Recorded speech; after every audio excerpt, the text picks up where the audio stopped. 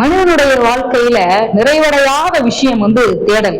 ஏன்னா இந்த மனிதன் எதையோ ஒண்ணு தேடி நம்முடைய மனம் அலைஞ்சுக்கிட்டே இருக்கு. பிரபஞ்சத்தில் இருக்கக்கூடிய ஒவ்வொரு மனிதனும் அவனுடைய ஒவ்வொரு நாட்களிலும் ஏதோ ஒன்றை தேடியபடியேதான் பயணிச்சு கொண்டிருக்கிறான். தேடல் ரொம்ப ரொம்ப முக்கியம். அந்த தேடல் நன்முறையிலான தேடலா இருக்கணும். இப்ப நான் ஒரு புத்தகம் படிக்கிறேன், இன்னைக்கு நான் புத்தகம் படிச்சு முடிச்சிட்டேன்னா நாளைக்கு இன்னும் என்னெல்லாம் புத்தகம் இருக்கோ இந்த உலகத்தில் இருக்கக்கூடிய நல்ல புத்தகங்களை எல்லாம் நான் படித்து முடித்து விட வேண்டும் என்கிற தேடல் நன்முறையிலான தேடல், அறிவை பெருக்கிக் கொள்வதற்கான தேடல். அந்த மாதிரியான தேடல் தவறு கிடையாது. ஆனா நிறைவடையாத மனதை வைத்துக் கொண்டு பேராசையின் காரணமாக மனுஷன் ஏதோ ஒரு தேடி அலைஞ்சுக்கிட்டே இருக்கிறான். அதுதான் தவறான தேடல். தேடி ரொம்ப நாள் அலைஞ்சு அது உங்களுக்கு கிடைச்ச பிறகு அது சந்தோஷப்படுங்க, கொஞ்ச நேரம் மகிழ்ச்சி அடைங்க, நிறைவடைகிற மனம் மிக மிக மிக முக்கியம்.